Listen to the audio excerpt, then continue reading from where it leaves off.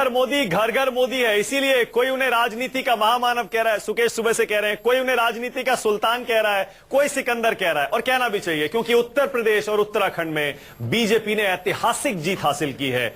इतनी सीटें और किसी ने नहीं दी थी, सिर्फ हमने दी थी अपने एग्जिट पोल में, इसीलिए हम अपनी भी पीठ आज थपथपा रहे हैं। फिलहाल मेरे साथ बीजेपी की तरफ से डॉक्टर जितेंद्र सिंह जुड़ गए हैं, पीएमओ में एमओएस है और प्रधानमंत्री मोदी के राइट हैंड भी माने जाते हैं। स्वागत है आपका डॉक्टर साहब, और सबसे पहले मुबारकबाद दे रहा हूं आपको यूपी उत्तराखंड के लिए।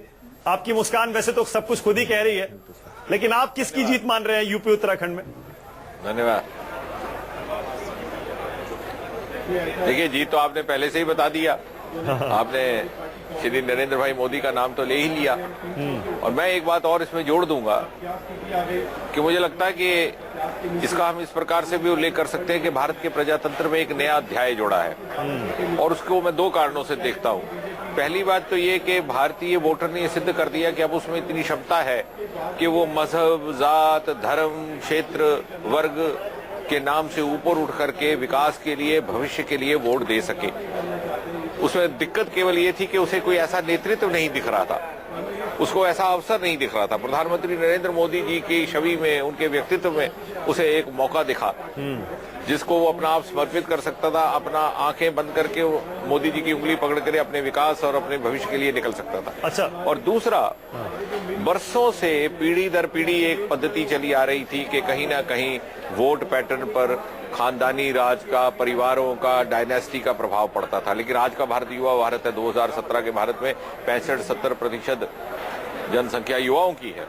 तो युवा ने भी एक मैसेज दिया है कि हम वास्तविक प्रजातंत्र की अपेक्षा करते हैं, जहां कंपल्शन ऑफ डायनेस्टिक सक्सेशन से हट करके जमीन के साथ जुड़ा हुआ नेतृत्व हो, जो प्रधानमंत्री नरेंद्र मोदी जी के सामने उसको मिला, जो अमित भाई शाह के ठीक है डॉक्टर साहब, डॉक्टर सिंह के रूप में उसको देख रहे हैं। हाँ सुनिए सर, मेरा एक बहुत सरल भाषा में सवाल पूछ रहा हूं। मैं चाहता हूं क्योंकि लोग भी समझे, सरल भाषा में आपसे जवाब चाहूंगा ईमानदारी से।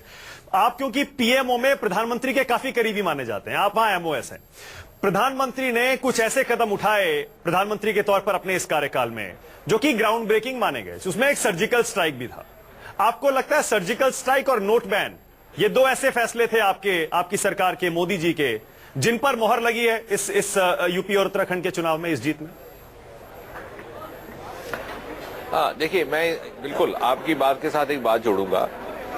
आपको स्मरण होगा 26 मई 2014 को जब इस सरकार ने शपथ ग्रहण की थी, तो उसके बाद प्रधानमंत्री मोदी जी के आरंभिक दिनों में एक वक्तव्य आया था कि ये सरकार गरीब को समर्पित है। शायद उस समय बहुत ज्यादा गंभीरता से इस बात को नहीं सुना गया होगा, लेकिन उसके बाद एक श्रृंखलाबद्ध तरीके के साथ एक के बाद एक, भले जनधन योजना था, भले फसल बीमा योजना, ऐसे ऐसे निर्णय हुए जिनको 60 वर्ष तक किसी ने कल्पना नहीं की थी। और उसके बाद ये दो निर्णय भी आए, सर्जिकल स्ट्राइक और नोटबंदी। अब एक बात आप और ध्यान के काबिल है, नोटबंदी का फैसला इन महत्वपूर्ण 5 चुनावों से कुछ ही महीने पहले आता है, 8 नवंबर को। भला कोई इलेक्टेड गवर्नमेंट, कोई इलेक्टेड प्रधानमंत्री सामान्य तौर पर इस प्रकार का रिस्क लेगा?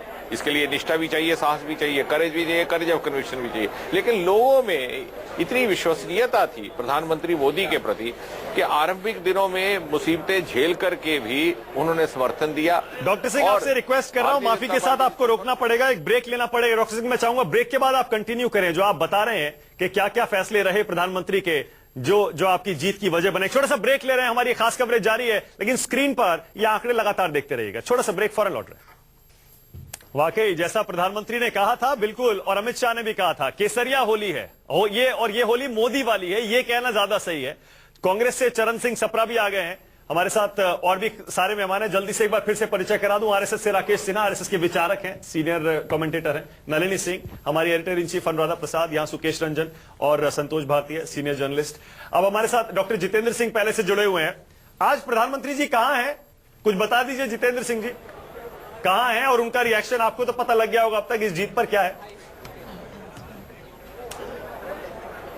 मैं इस समय भारतीय जनता पार्टी के कार्यालय में बैठा हूं, अशोका रोड में, और यहां पर सबका ये की अपेक्षा है, प्रतीक्षा है कि शायद कुछ समय के बाद प्रधानमंत्री यहां पधारेंगे। अभी शायद समय तो निश्चित नहीं है, परंतु हमारा मार्गदर्शन और हमारा उत्साह बढ़ाने के लिए। जितेंद्र सिंह जी, आपसे मेरा एक सवाल है आप तो प्रधानमंत्री जी के कार्यालय में ही मंत्री हैं, तो कभी तो कोई बातचीत में ऐसा मुद्दा आता होगा कि प्रधानमंत्री ये कहते होंगे कि उन्हें किस तरीके का मुख्यमंत्री उत्तर प्रदेश में चाहिए।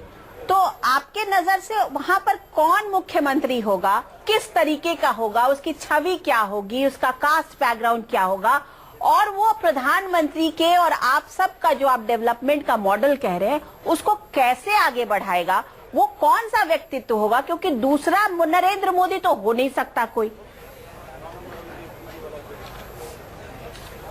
देखिए, भारतीय जनता पार्टी की विशेषता ये है जो शायद अन्य दिनों में ना हो, और शायद इसीलिए ये प्रश्न भी आता है क्योंकि ये परिवार केंद्रित पार्टी नहीं है, कोई डायनेस्टी पार्टी नहीं है जहां पर इस प्रकार के निर्णय रसोई घर में या किचन कोठरी में हो जाते हैं। जिस प्रकार भारतीय जनता पार्टी से बाहर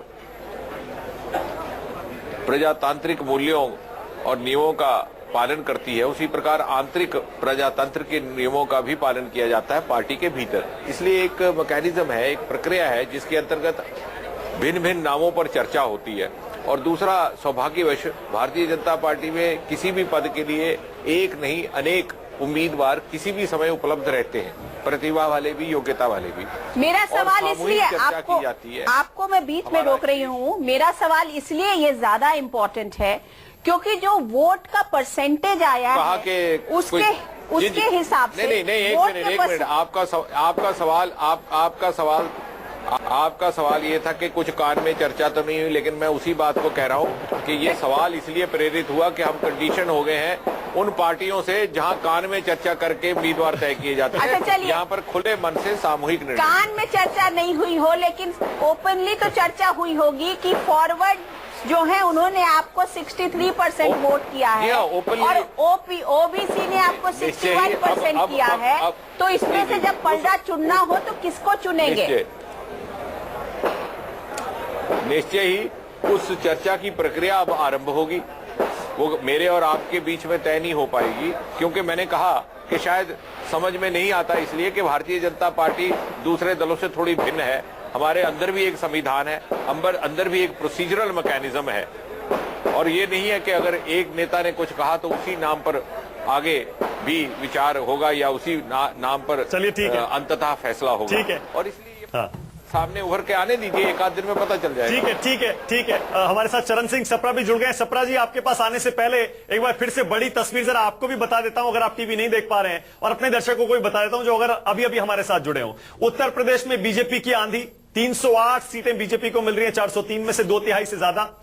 उत्तराखंड में जबरदस्त प्रचंड बहुमत, लैंडस्लाइड, सुनामी, कुछ भी कह सकते हैं, 70 में से 55 बीजेपी को। पंजाब में कांग्रेस की आंधी चल रही है, 117 में से 80 सीटें, 80, जो कि 2/3 से भी ज्यादा है। लेकिन मणिपुर और गोवा में बहुत कांटे की टक्कर बीजेपी और कांग्रेस के बीच इस समय चल रही है। सप्रा जी, पंजाब के लिए आपको बधाई। सप्रा जी, मुझे पता है कि पंजाब में आपकी खासी रुचि थी, पंजाब के लिए बधाई, लेकिन यूपी के लिए समझ नहीं आ रहा, और उत्तराखंड के लिए कि क्या कहूं आपसे मैं। नहीं, बिल्कुल, ये यूपी और उत्तराखंड के जो नतीजे आए हैं, ये मुझे लगता है कि 2014 लोकसभा चुनाव का जो एक लीड भारतीय जनता पार्टी को मिला था, उसको कहीं ना कहीं वो सक्षम रहे हैं उसको मेंटेन करने। मतलब आपकी नाकामी है? और कांग्रेस, इसका मतलब आपकी नाकामी है सर। 2.5-3 साल से आप जो मुहिम चलाए हुए थे मोदी जी के खिलाफ, इस सरकार के खिलाफ, उसमें आप पूरी तरह फेल हो गए। आज अगर 2014 की वेव अभी तक बनी हुई है, लोगों का वर्डिक्ट आया है, लोगों का जो वर्डिक्ट आया है उसको कांग्रेस पार्टी एक्सेप्ट करती है, और निश्चित रूप से हमको ये बहुत डीपली स्टडी करने की जरूरत है, इंट्रोस्पेक्शन करने की जरूरत है कि हमको अपने कैडर बेस्ड पार्टी हमको यूपी में बनानी पड़ेगी। तो ये तमाम सारी बातें हैं। सप्रा जी, इंट्रोस्पेक्शन तो होगा तब होगा। सप्रा जी, मैं आपसे चाह रहा हूं ईमानदारी से जरा बताइएगा, व्हाट वेंट रॉन्ग, कहां गलती हो गई जो इतना बुरा हाल हो गया यूपी और उत्तराखंड में, यूपी खासतौर पे? नहीं, देखिए, मैं 5 राज्यों के चुनाव अगर आप देखते हैं, मैं 5 राज्यों पे ही केंद्रित करता हूं कि एंटी इनकम्बेंसी ये हर राज्य के अंदर फैक्टर रहा है। वो चाहे पंजाब देखिए, चाहे मणिपुर देखिए, चाहे आप उत्तराखंड देखिए या उत्तर प्रदेश देखिए, सब जगह ये एंटी इनकम्बेंसी एक फैक्टर। तो फिर मान लीजिए अखिलेश से हाथ मिला के गलती कर दी, आप तो यूपी में सरकार में भी नहीं थे, 27 साल यूपी बेहाल का नारा सही था आपका, इसका मतलब सर आपने क्यों हाथ मिला लिया राहुल गांधी से? आप मेरे नहीं मानिक जी, आप मेरे एक उत्तर को पकड़ के मत बोलिए, मैं उसके आगे भी चल रहा हूं। एक फैक्टर एंटी इनकम्बेंसी का था, दूसरा हमको कहीं ना कहीं जो प्रधानमंत्री जी ने जिस तरह से पोलराइजेशन किया, कसाब की चर्चा की या इस तरह की बातें, कब्रिस्तान और श्मशान की बातें की, रमजान और अरे दिवाली सप्रा जी, इससे बहुत अधिकतर पोलराइजेशन हुआ। सुनिए तो सही।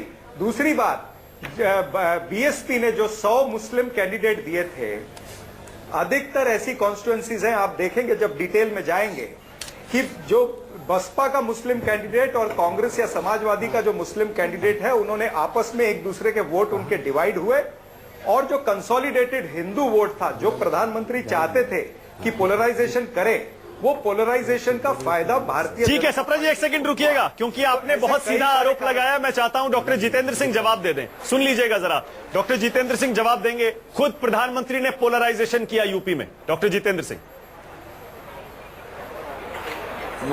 मुझे लगता है इस प्रश्न का उत्तर देने की आवश्यकता ही नहीं है।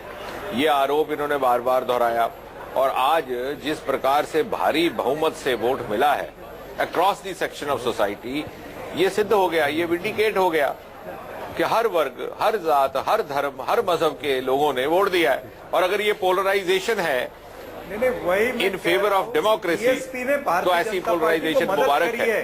भारत के वोटर ने धर्म के नाम पर पोलराइज होने के बजाय प्रधानमंत्री मोदी जी के विकास के मंत्र के नाम पर पोलराइज होने का निर्णय लिया और एकजुट हो गया।